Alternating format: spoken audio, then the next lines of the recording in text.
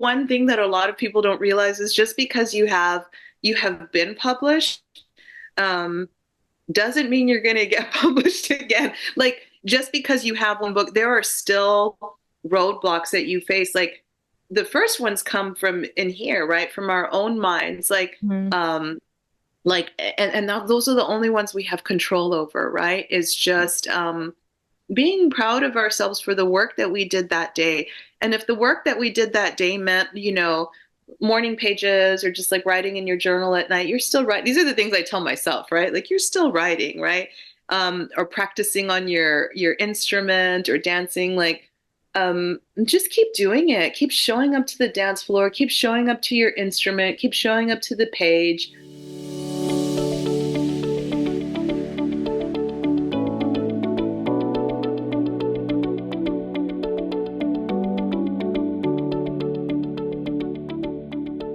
Hello, everyone. I'm excited to announce the upcoming launch of my new book titled The Nomadic Soul, a seeker's guide to finding a sense of self and belonging in the modern world, which highlights a profound yet often unexplored part of your identity that holds the key to everything from answering your biggest questions to finding deeper meaning and joy in everyday life. Visit thenomadicsoulbook.com to learn more, download a free chapter, or to buy a copy. Hello, everyone. Welcome to the Dreamcatcher podcast, a place where your dreams can find a voice. I'm your host, Celine Chenoy. Thank you to all of you who return every week to tune in to become a better version of yourself. Make sure you hit subscribe if you haven't already, and rate our show if you enjoy this episode. For many centuries, cartomancy or divination using a deck of cards has been a popular tool for connecting with our intuition and understanding ourselves better so that we can co-create the future we want. Lotería, also known as Mexican bingo, has seen many artful incarnations and has served a multi-layered purpose across Latinx cultures. My guest, Xelena González, found inspiration in this tradition and created a deck based on traditional symbols for divination, reflection, and self-healing. She's here to illustrate the magic of this practice.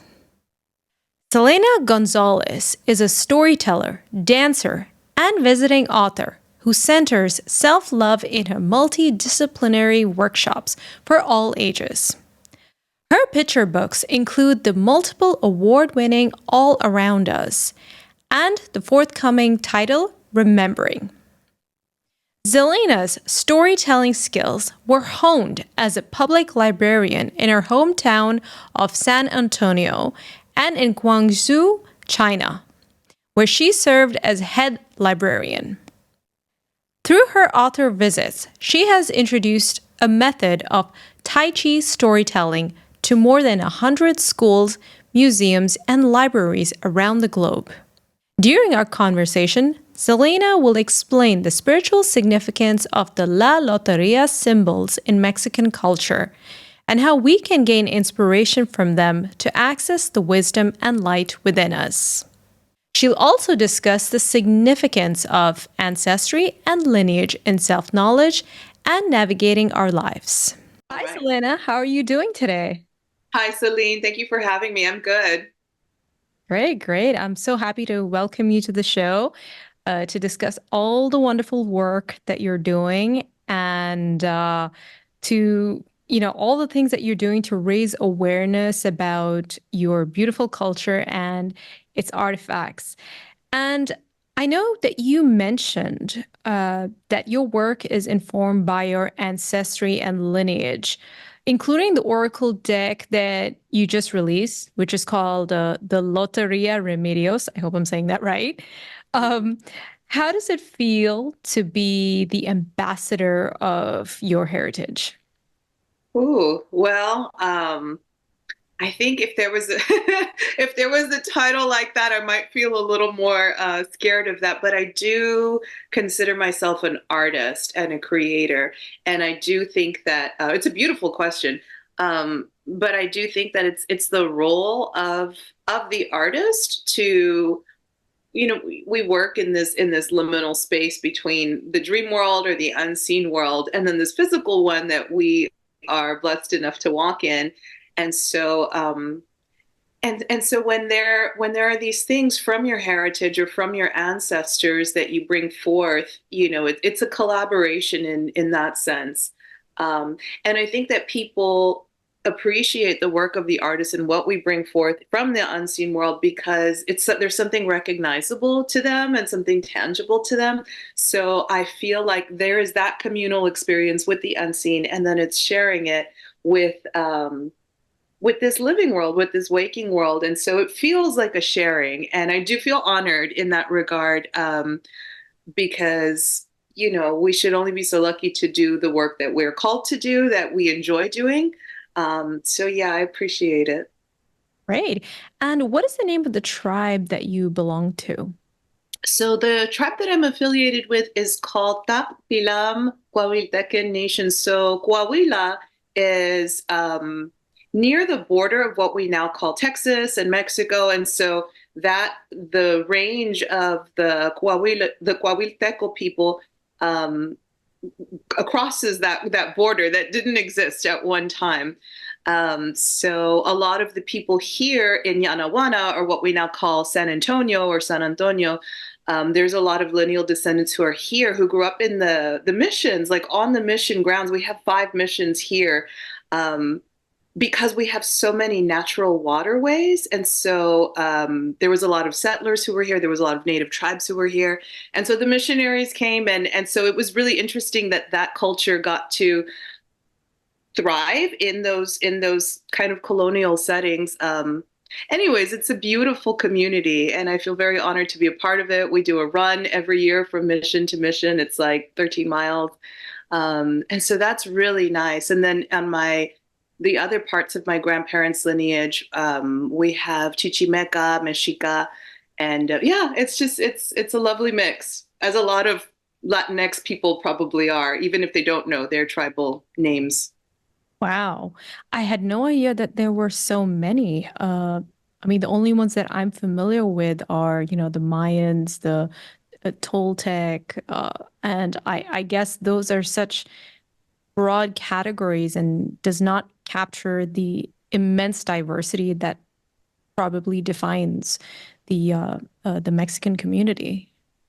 Oh yeah, for sure. I mean, like there was hundreds of not only tribes but languages, which is just fascinating, right? But the ones that, were bigger and had bigger empires that sort of um gathered in other tribes, whether by choice or not, those tend to be the ones that are remembered and named, where the name stuck because they lasted. And some of those languages have lasted as well. There's people within the local circle here who know the Bayaya language, and that's just remarkable to me. So it's pretty cool. Yeah. Does it sound like Spanish or does it sound completely different? Mm, I guess some of it sounds like I don't know, like there's certain languages where like I've heard Korean, in some ways sound like Spanish, right? Like, so I'll say like naletsam, tilmanam, like there's words that I don't know. I mean, I would think maybe people pronounce it depending on what your language capacity is. You can say it in that way or have accents in that certain way, but I guess what it comes down to, like there are certain Spanish words that were built off of different native words.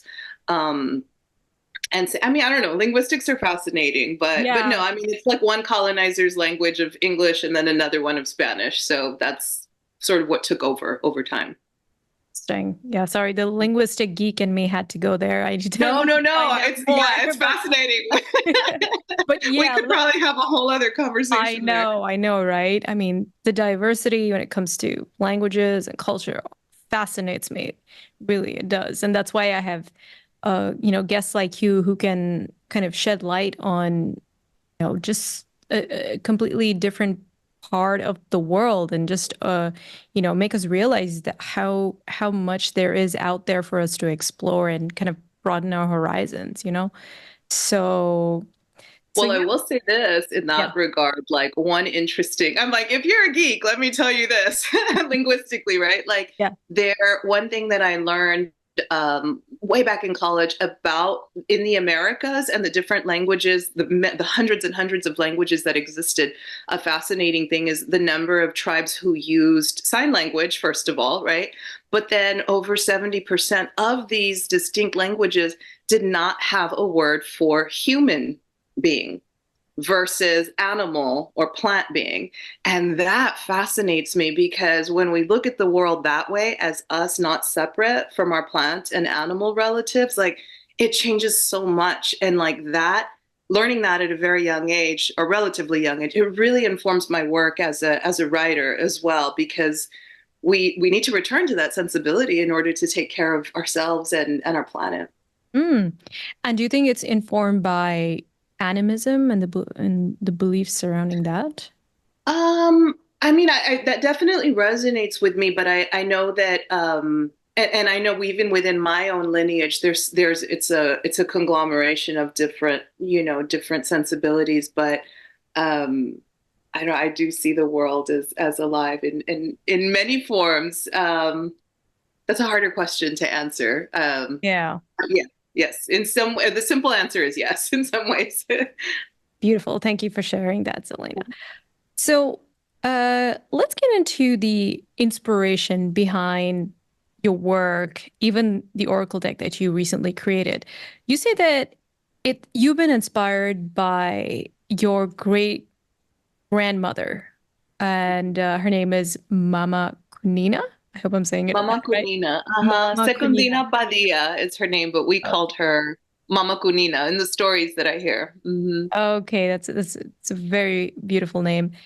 So you say that her wisdom guided you on your journey. So please tell us more about her and how Yeah. her specific influence on you as a person and your art. Thank you for asking that. So this is the deck, and I just showed it to my mom. I think it was yesterday because we just got them in the mail, and I had kind of forgotten, the publication process takes so long, and so my mom's flipping through it, and she read the dedication, and she just started crying because it's Oh, dedicated to her grandmother. So it's on her side of the family. It's her grandmother. And I get that. I don't know if I didn't tell her that I was dedicating it in this way, but and she's not a person who cries a lot, but it moved her because I think, well, let me say this, that she was pregnant with me, or rather I was born the week that her grandmother died. So I never actually knew Mama Kunina. But I feel like I don't know if that's the reason, but I feel like she's been in my life from early on, from hearing the stories about her. Every time her name was uttered, I felt like, oh, I know her and she's with me. Like I knew that growing up, and it never left me, that safety and that knowledge, that idea that Mama Kunina was with me. So who she was in her family, in her village, really was a curandera and a partera. So that is I guess what we would call a folk healer, right? A healer. But she worked with herbs and remedies, or what we call remedios, right? They work with remedios, with all of these remedies. And prayer. And she was a partera, or a midwife. So she delivered not just the human babies, but the animal babies. And she could cure not just ailments, but like in our culture, will cure like susto, like fear, right? Or embarrassment, or I guess things that have different names these days, right? Anxiety, depression, things like this. So these people were really critical to their tribes, to their villages, during those times. There was a lot of change and movement. So she was in different villages in Mexico because the revolution was happening throughout her life, and then ended up in Laredo, Texas, right? I'm sorry, Mexico, on the Mexican side. And so they had a store, and a lot of the people in that city would come to her for these healing remedies. And that's when my mom knew her, right? When she was a teenager and would visit the other side of the border, and got to know her as a teenager. And so she was always, an important person. She knew that she was an important person in the town and in her community and in her family. But my mom was one of 10. So like when she read this and kind of teared up, she said, I wish I'd gotten to know her more. But I always felt her connection. When I started on this project, I'm going to show you what the Lotería is. So it's a game. It's a game board that looks like this. These cards are hundreds of years old. They've been around in what we now call Mexico for hundreds of years. It's a game where there's a card deck and you call these different cards and you match it and you try to make a line, right? Well, when I first had the idea to do these remedies around the cards of the Loteria, my mom gave me a stack of cards and they're old, old cards. I can grab them in a second if you'd like, but I just carried them with me in a bag for a year. I carried them for a year and I would say, oh, I'm going to pull a card per day and write a remedy, right? Like write it. And Celine, for the life of me, I couldn't plan this writing. It was just there were days where something would just take over and I would write, write, write, write, write. And I would write remedies for like 3 cards, 4 cards, 7 cards. And I felt like my great grandmother was with me every time. And it wasn't until I was done writing the whole project, like I had already published a self-published version of it, that I asked my mom, hey, where did these old Loteria cards come from? And she said, oh, well, they were my grandmother's. They were from the house in Laredo. Like I ended up with them. And I just got chills because I had no idea. I had also had a medium tell me that my grandmother guided. Do I have time for this story or am I getting No, I way off? mean, that's pretty fascinating. So were you channeling your great I think grandmother? so. I mean, I felt like I was. So one day I'm on a plane one day, and I was touring one of my picture books. So I'm just going to show them here. I had this picture book, and I was touring it, and there was this lady sitting next to me, and she's asking, the talk right on planes, like, what are you Hmm. doing? So I tell her I'm doing this author visit. She asks if she could see the book, and she starts flipping through it, and she says, "Oh." She says, your great grandmother is coming through. I'm a medium. Would you be open to receiving the message? And I was like, and so everybody on the plane quiets down, like they all want to hear this, right? And I said, okay, yeah.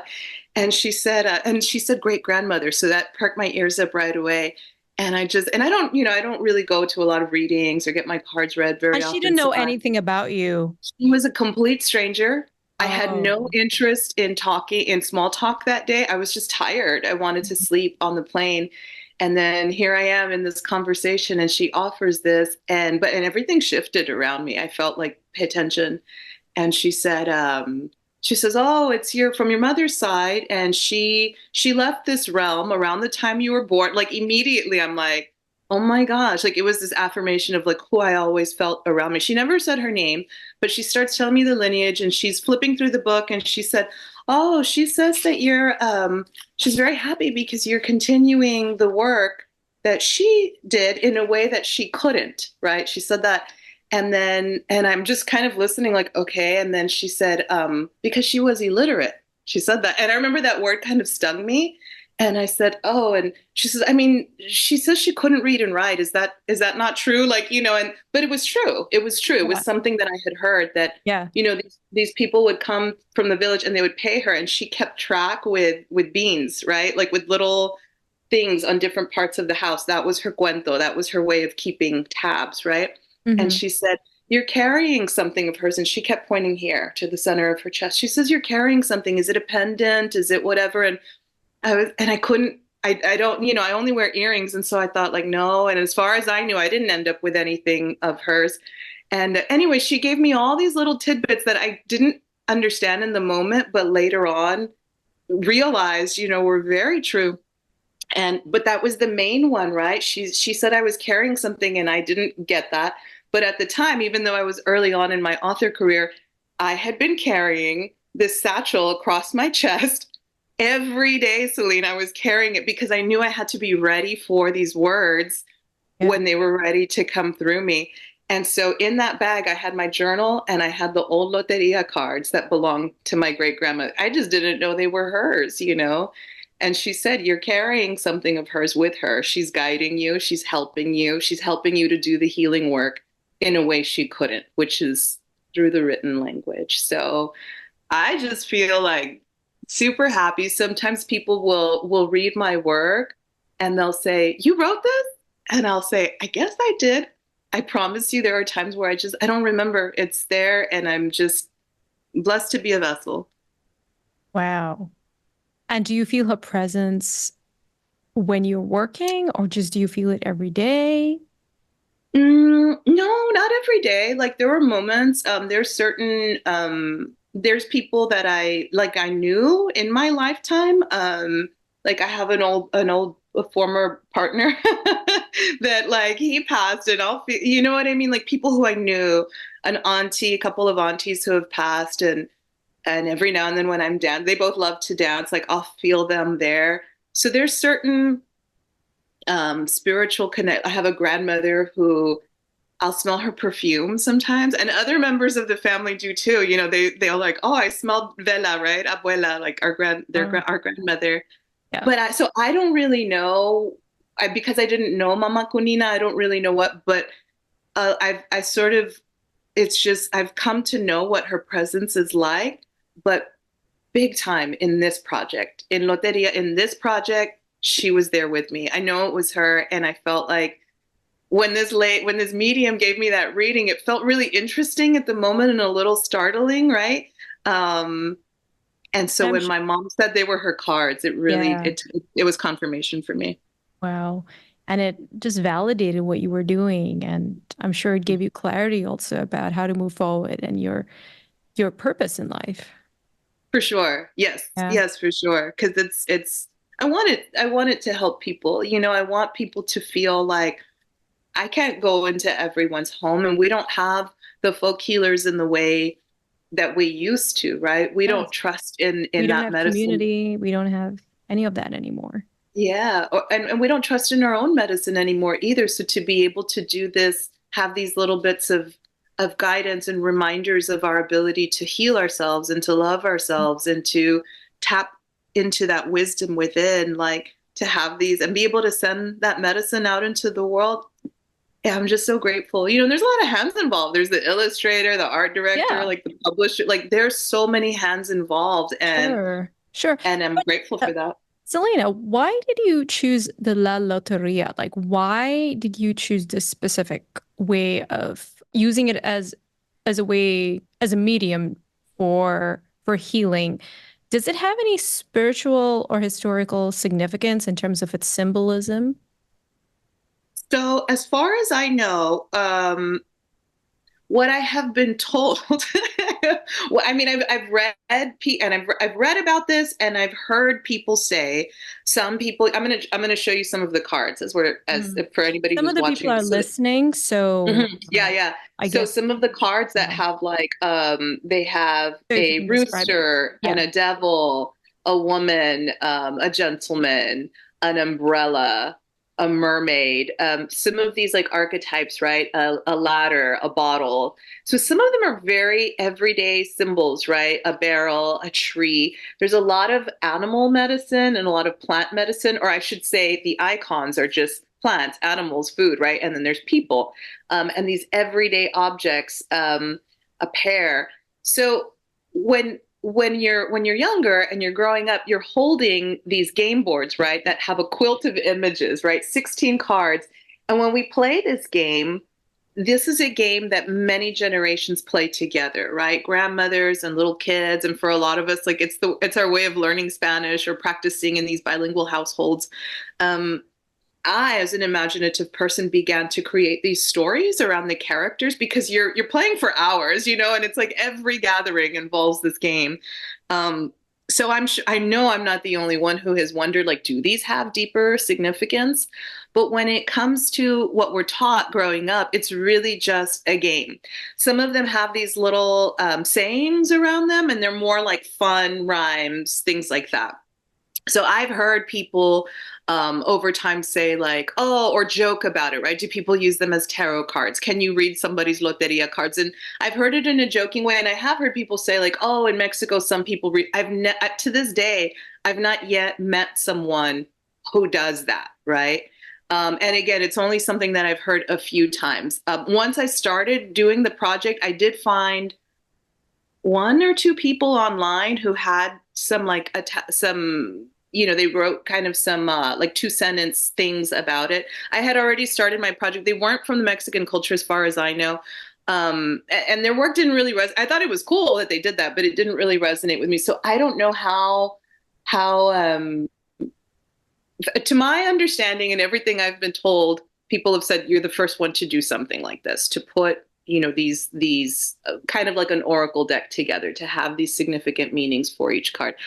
I believe that people might have done it. I mean, it could have been that my great grandmother did it. I have no idea because I didn't know her, but she had a stack of cards. It wasn't just one set, it was like four different sets put together, and they were all very old and kind of mixed together. Mm-hmm. So Were I you like to imagine like maybe she did. People enjoy having their cards read. Um, sure? And were you inspired by the Lenormand decks?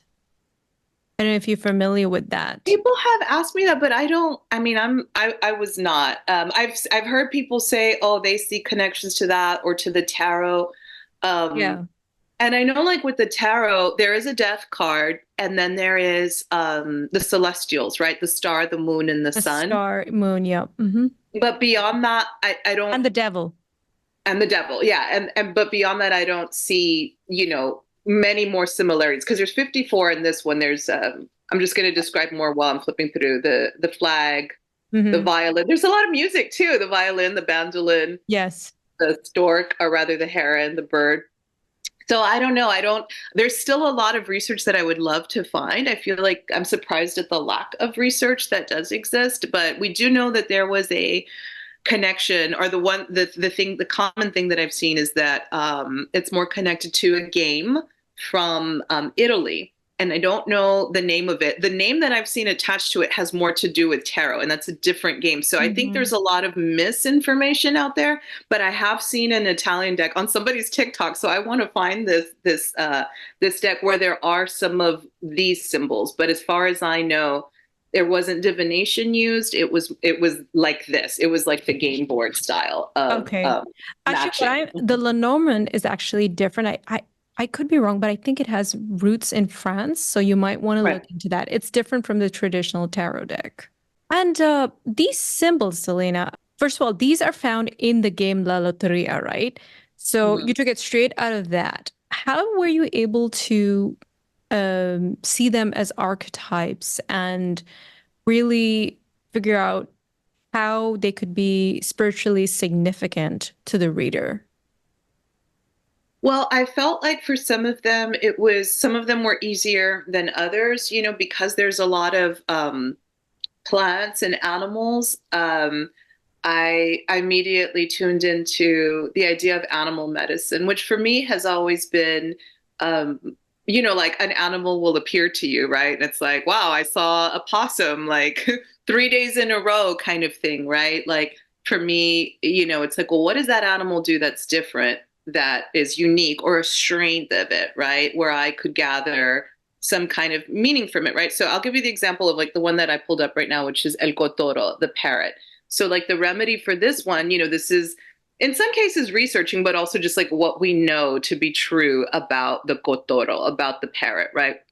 That they have this bond with a human being, right? They tend to be companions, but that they can repeat, right? So in the remedios, I'm asking readers to like, what is it that you are there cycles, are there patterns that you are repeating that are no longer serving you? Is there a way to try something different, right? Or maybe you need to repeat something. Maybe you need to hear something again to really get it and like move forward. They're known to be vocal, right? To talk. So I also talk about like the throat chakra, right? And bringing in these knowledges and sensibilities of other or knowledge sets rather from other cultures, right? Like what is it that we might need to say, right? If there's an energy point that's blocked here, because when our head and our heart are not in alignment, it could be that we need to say something, right? So there's like three little remedies in each one that could be attached to this particular animal medicine. There's also like the brilliance and the color, right? So maybe it's about like Mm. you shining in all of your fullness and your colors. So I felt like for the plants and the animals, it was a little bit easier because the plants' medicinal properties are clearer. the animal medicine can be, is clearer in some cases. Again, a little bit of research, and some of them I had to, get a little bit creative with, Yeah. right? Like, Like the bottle, I was like, mhm. Oh yeah, yeah. No, the bottle is interesting, and that one has changed over time, right? In the different iterations of the Lotería, because a lot of people have illustrated these cards in different ways. But hmm yeah, so for the bottle, I it's think of like, message in a bottle. It's the only thing that. yeah, that's actually what we drew. Oh, Yeah, that's okay. interesting that you. Yeah, because in the initial deck, it's not that. Like, there's one version of it as an alcohol bottle, right? So it could be Yeah. about that in Oh, isn't celebration. there one with a drunk? There is one with a drunk, and I thought it was really interesting. I'm pulling it up now. I thought it was really Yeah, interesting there it because is. in the first edition, It's or like a the drunk man original. inside a bottle for those who are listening. Yeah, so in the initial one, there is a drunk and he's kind of like stumbling along the sidewalk, and it's grown to be something kind of comical within our cultures. And you'll sort like when that card comes up, they'll say el borracho, the drunk, and everybody would be like, "Oh, Uncle so and so," right? Yeah. Like kind of just laugh about the drunk. But the way Jose drew it, which is a man at the bottom of a bottle, and there is a plant that's vining up and sort of reaching into him to show like that there is that I don't know. It's interesting to see the people within the culture who have seen this card. They're like, that's us trying to help the borracho, right? The people who are like really kind of stuck in the alcohol, right? There's that ability for healing themselves, for finding sobriety or at least better health, right? So it's been really interesting to see how people have reacted to some of the icons that we've reimagined in different ways. Yeah, I love the illustrations because some of them are quite whimsical. Like Yeah. there's like a random bird doing something. And I mean, yeah, like compliments to the artist. What was their name? Jose Yeah. Sotelo Yamasaki is Yeah. he's a friend of mine. He lives Yeah. both of my illustrator friends. They live near me, and he does beautiful prints. And I'm showing here the deer and the hmm sun. This one has a lot of Yeah. roots in native Mexica traditions as well. Yeah. And So their world. they added Mhm. some extra elements to it, which I think can really enhance the meaning of the card. You know, if you look at it harder and you look at the symbolism, there's just more to take in with Mhm. each of the images. That's what I found anyway. Absolutely. Yeah. Yeah, like this one, the Corona, which is the what ended up being the cover image. In the original deck, this was just a crown by itself Mhm. floating. But we wanted to do a couple of things. One of them was add more female characters because there's a lot of men in Looks the like original deck. Frida Kahlo. Yeah, and so this woman looks more. That was the other thing, adding more elements of indigeneity, right? And so, like, we have the God's Eye and the peyote heart, like certain artistic elements from native culture, and that's a little more from this area. And then the Aztec elements of the sun, and then yeah, the crown of feathers, and then the tattoo art on this woman's face, and then just really using more indigenous look, darker skin on some of the models. So yeah, he did great there. Xochimilco, there's the archway of a particular sacred water place in Mexico, and that's for the card La Chalupa, or the boat, where the Mm. women in Mexico there sell food in their boats. So, anyways, yeah, he did a beautiful Yeah. job in this Yeah, deck. he certainly did. Thank you for walking us through some of those Yeah. cards and their beautiful meanings. And so you've done a great job of deconstructing what each one of those mean to you and how you Mhm. see them.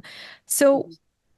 how do we interpret it for ourselves? I know that you've said in the guidebook that we need to do it from an open mind and be Mhm. willing to access the wisdom within us because deep down we know the truth and we hold the power to heal our own minds and bodies. So, and I certainly agree with that because when I read oracle cards, I like to consult the guidebook, but I also like to take to ponder on it and kind of really kind of reflect on on several elements of the card and what it means to me and what I'm going through in my life. So, can you please say more about how we can do that and make the whole process our own? Mhm. So one thing I think that's a great question because I think one thing that I think is really important is making it your own no matter what. Like the guidebook is just that. It's just a guide. You can take it or leave it. And there are suggestions. There's suggestions for how to pull cards. But I'll say this, like because in this journey of having the first iteration of my project, I learned so much about reading cards that I didn't know. I think people assume like, oh, that I know a whole lot about tarot. Clearly, even just from this interview, like I don't know a whole lot about card reading traditions. And people have shown me like, oh, you can knock on the deck, you can bless the deck first. And Yeah. some people say you have to shuffle it this way. You have to do. I'm not a big believer in like rules and musts and have to.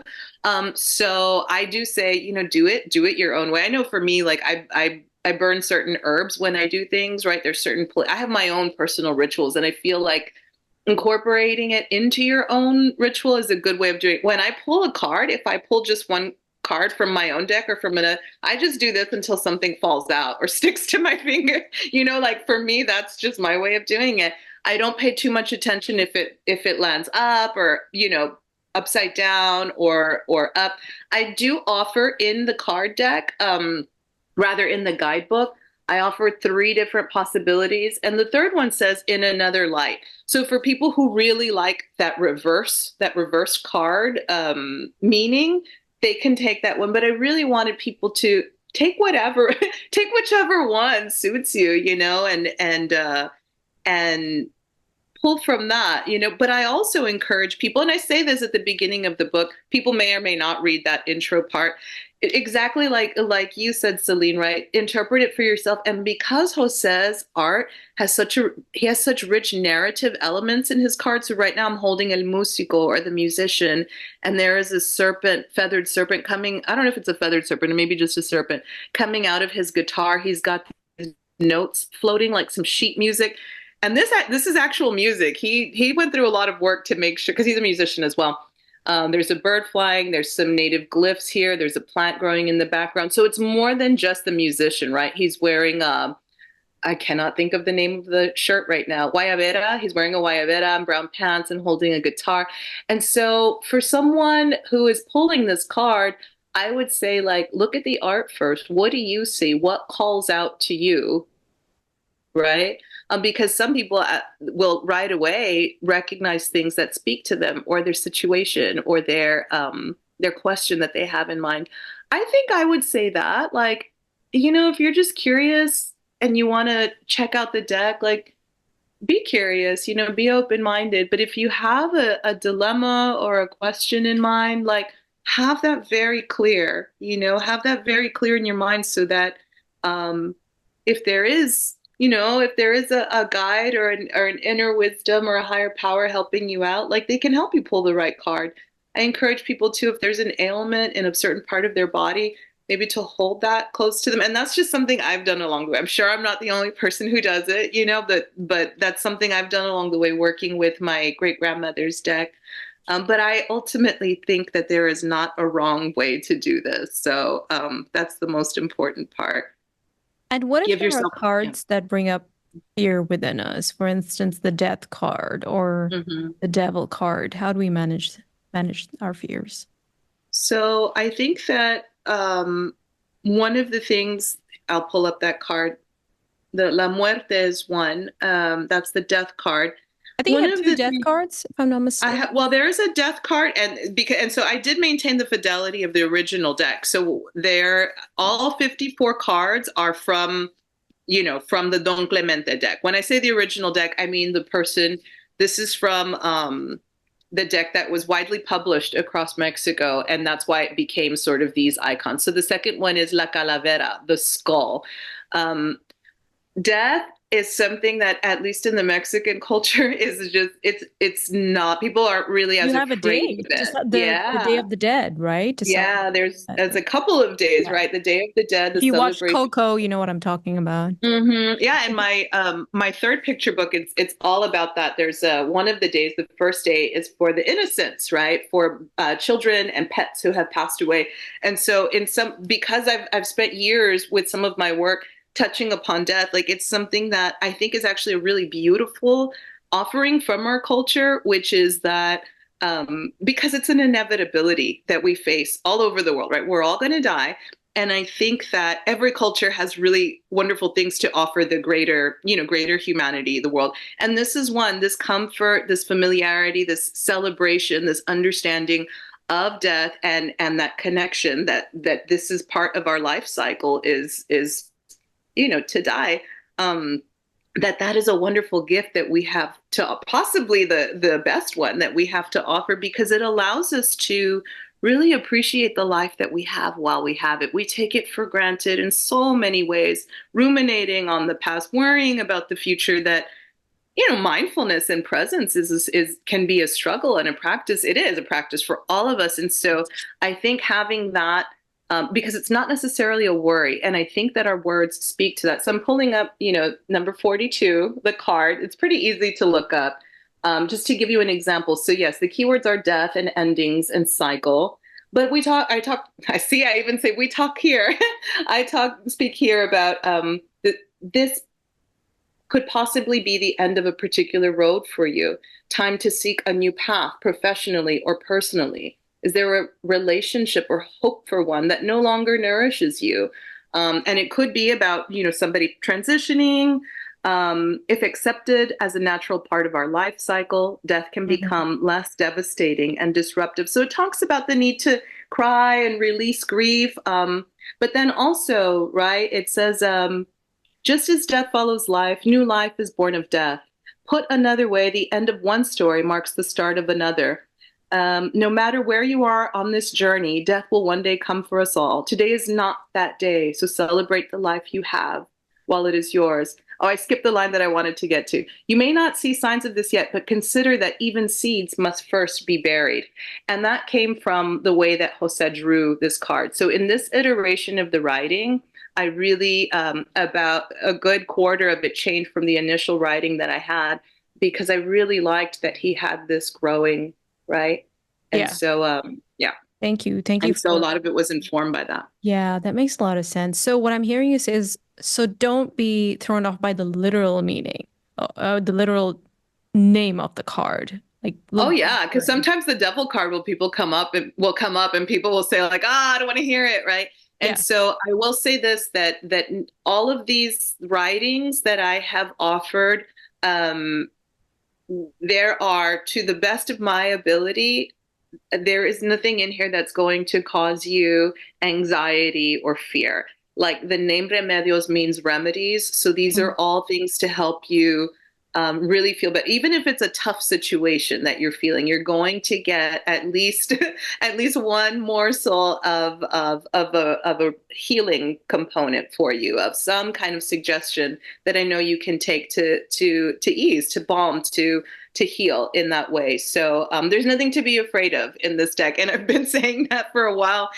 Just when I first started with the original deck, because yeah, I've had tarot readings before. I've had cards that are readings that are hard to hear. Not to say that they're not true, because we face some harsh things Oh in yeah, life. of course. But the readings here, they're not they don't cause any kind of fear or anxiety. Yeah, they're your friends. They're there to Hmm. help you and show you the way. For sure. Yeah. Yeah. And how has these remedies, or even these cards for that matter, how has it helped you as an artist? Because I know that art and storytelling is a big part of your life, and it's a big medium through which you share your message. How has that helped you deal with the challenges that you face? I think that it helps. Well, one thing that I've done, like after I wrote the initial collection of these, I ended up, so people can read them in whatever way they want, but because there's 54, and we have 52 weeks in the year, I use them as a weekly card pull, a weekly guidance. And that was something that my dad told me he did. So I was like, oh, that's fun, right? And so so that it's helped me along the way in that regard. And even though other people would tell me like, oh my God, it's crazy. Like every time I pull one of these cards, it's the one that I need. And I think it's even crazier that it does so for me. And like I said, to like read the words and be like, wow, like I said earlier, that feeling of like, I wrote that. Um, it helped me in the sense that the writing that I needed to hear that particular week really helped me in the way that a lot of the writing from Hay House does, the publishers of this deck, right? Louise Hay's daily affirmations on the little calendars, like they have her writing in many different forms, like affirmations and the power of them and the power of learning to shape our thoughts is just it's I'm so grateful for it, and I'm so grateful to be able to contribute to it in that way because I know the magic of it, I know the profundity of it, and to have it with my own writing is just it's helped me even if I don't always recognize it. And not recognizing it, I mean, there's such power in that of recognizing like we're here and we're vessels and we just need to kind of get out of our own way and get out of our heads when we think like, oh, will this book be well received, or what, we kind of take our practice a little bit too seriously sometimes, when it's like you can just have fun, you can just flow when the inspiration moves you, when spirit is guiding you, just be there and trust. Like, yeah, so it's helped me to just navigate the difficult situations in life, and then also just to trust in the magic of the universe and the artistic process. Mhm. And what advice would you have for somebody who's facing rejection in their artistic journey? Oh my gosh. Because Just I know keep going. you faced a few, so yeah, Oh what yeah. advice I would you have for mean, someone in a similar position?